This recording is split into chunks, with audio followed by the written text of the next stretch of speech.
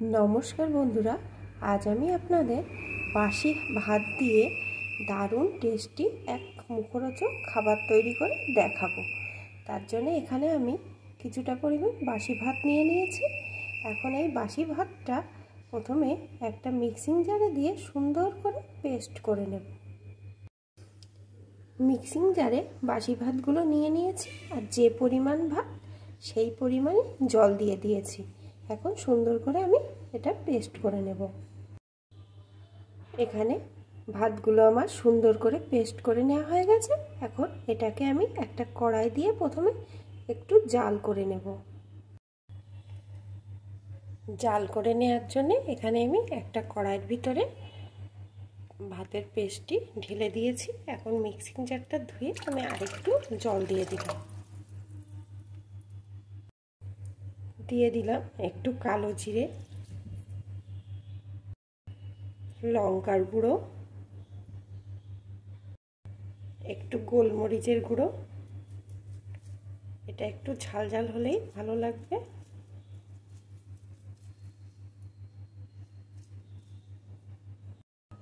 একটু লবণের পরিমাণটা কিন্তু খুব কম রাখতে হবে, কারণ এটা কিন্তু ফোটালে অনেকটাই শুকিয়ে যাবে। এখন সব কিছুকে ভালো করে মিশিয়ে নিয়ে এইভাবে নাড়িয়ে নাড়িয়ে 2-3 মিনিট ভালো করে ফুটিয়ে নেব। দেখুন বন্ধুরা, এখন কিন্তু ঘনত্বটা এরকম আছে। ঘনত্বটা ফুটালে আরেকটু গাঢ় হয়ে যাবে। আর ফোটানোর সময় কিন্তু এইভাবে সমানে নাড়তে হবে, না হলে তলায় লেগে যেতে পারে। 2-3 মিনিট আমি এইভাবে নাড়িয়ে নাড়িয়ে ভালো করে ফুটিয়ে নিয়েছি। দেখুন বন্ধুরা, ব্যাটারের ঘনত্বটা কতটা গাঢ় হয়ে গেছে। এখন আমি গ্যাসটা অফ করে দেব, দিয়ে এটাকে একটু ঠান্ডা করে নেব।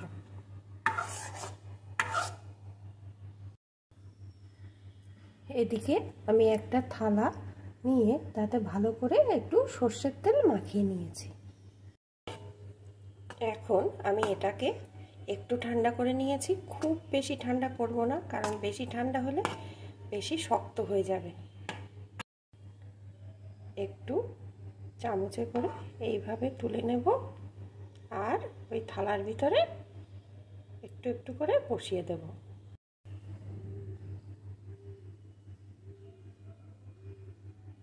এইভাবে অল্প অল্প করে নেব আর এইভাবে বসিয়ে দেব।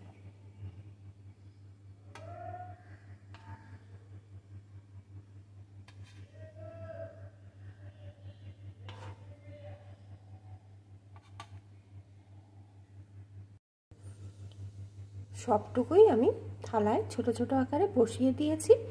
এখন আমি এই থালাটা ধরে রোদ্দুরে দেব। রোদ্দুরে দিয়ে শুকিয়ে নেব। আর যদি আপনারা রোদ্দুরে না দিতে চান, তাহলে একটু খোলা জায়গায় রাখলে এটা শুকিয়ে যাবে, কিন্তু একটু দেরি হবে। রোদ্দুরে দিলে তাড়াতাড়ি শুকিয়ে যাবে।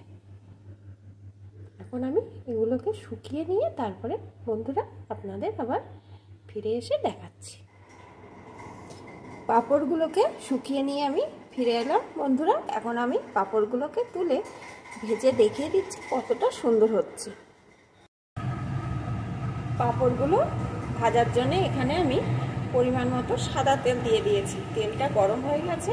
এখন আমি এক এক করে দিয়ে ভেজে নেব বন্ধুরা। এই পাঁপড় ভাজতে কিন্তু তেলও বেশি প্রয়োজন হয় না।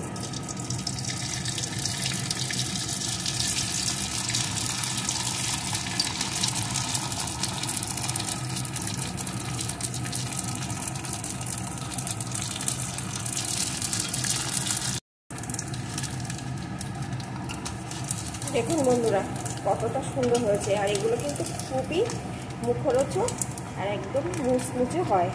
আপনারা যদি বেশি করে বানিয়ে ভালো করে শুকিয়ে একটা কৌটো করে রেখে দেন, বিকালে চায়ের সাথে একটু ভেজে নিলে দারুণ লাগবে। এখন এগুলো আমার ভাজা হয়ে গেছে, তুলে নিয়ে বাকিগুলোকেও একইভাবে ভেজে নেব।